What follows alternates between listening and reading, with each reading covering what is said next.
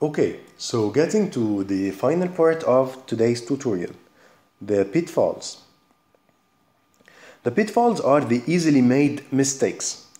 The first one is expecting the improvement of one aspect of a computer to increase the overall performance by an amount proportional to the size of the improvement.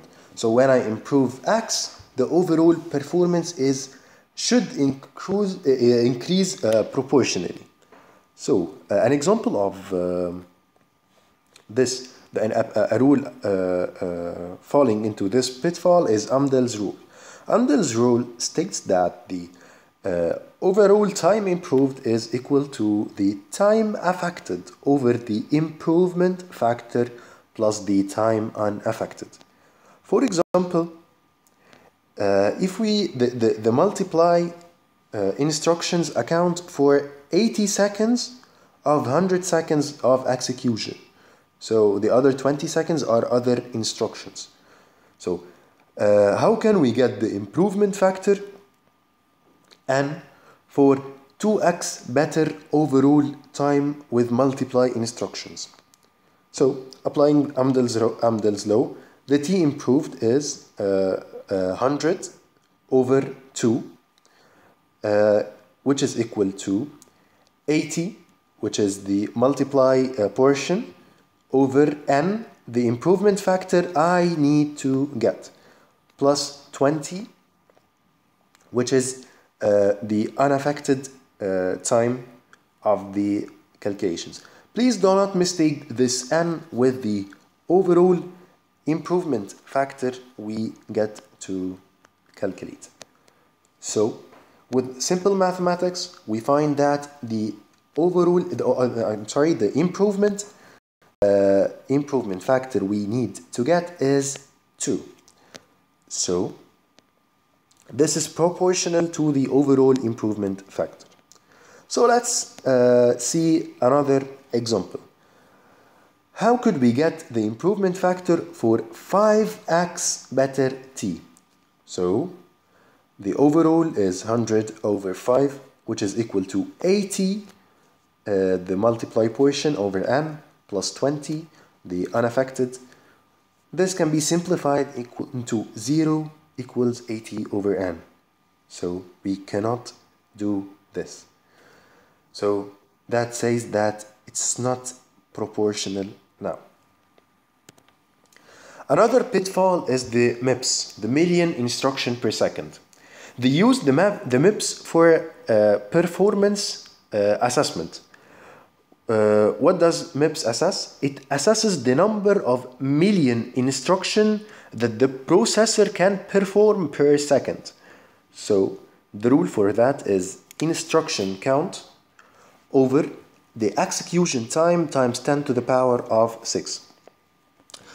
We already know that the execution time can be simplified into instruction count times CPI over the clock rate. So by simple mathematics, instruction count is cancelled with instruction count. What we have here is the clock rate and the CPI with the 10 to the power of 6. So getting to this example. This example states that computer A has 10 billion instruction, clock rate of 4 GHz, 1 CPI.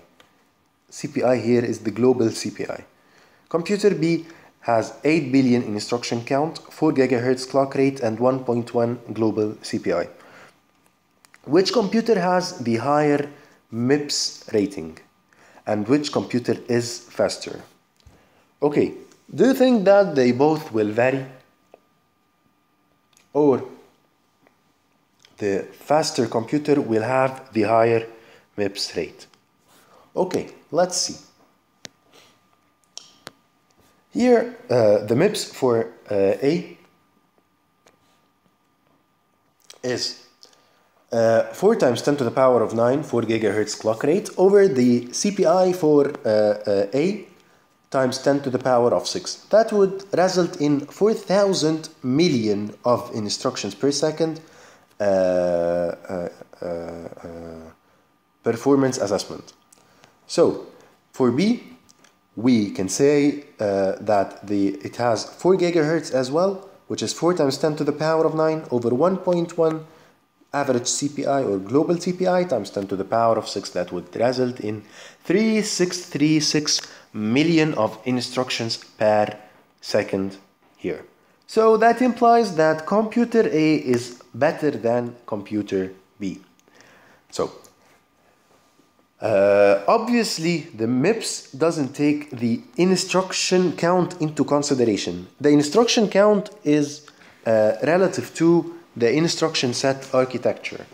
In this performance assessment, computer A and computer B do the same tasks, but computer A does this with 10 billion instructions and computer B does this with only 8 billion instructions. So if we looked at the time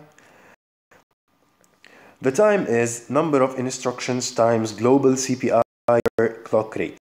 Computer A would get 2.5 unit time, computer B 2 unit time. So computer B is better than computer A. This is opposite to this calculation. So that's the problem with the MIPS assessment. Okay, we're done today. My recommendation would be answering problems 1.12, 1.13, and 1.14 in your textbook. Thank you.